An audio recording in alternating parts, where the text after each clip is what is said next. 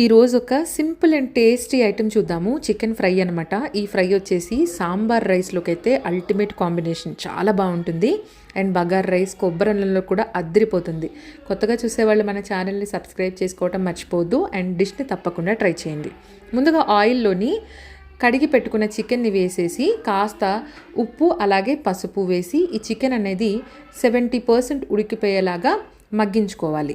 దీంట్లో వాటర్ కూడా almost dry అయిపోయే స్టేజ్లోని మసాలా పేస్ట్ వచ్చేసి 2 మీడియం సైజ్ ఆనియన్, కాస్త సోంపు, జీలకర్ర, చెక్క, లవంగ, ఇలాచి, మిరియాలు, అలాగే అల్లం వెల్లుల్లిపాయ ఇవన్నీ పేస్ట్ చేసి ఈ పేస్ట్ని దీంట్లో వేసేసి ఇది కూడా ఒక 3 మినిట్స్ పాటు ఫ్రై చేసుకోవాలి. ఇది ఫ్రై అయిన తర్వాత సరిపడా కారము, ఉప్పు, అలాగే గరం మసాలా ఇవన్నీ వేసుకొని ఇంకాసేపు ఫ్రై చేసుకొని దీంట్లో కరివేపాకు, కొత్తిమీర అండ్ పచ్చిమిర్చి, మనం ఈ ఫ్రై అనేది ఆల్మోస్ట్ రెడీ అయిపోయింది అన్న స్టేజ్లో ఇవన్నీ వేసుకొని చక్కగా కుక్ చేసుకుంటే ఫ్రై రెడీ అయిపోతుంది.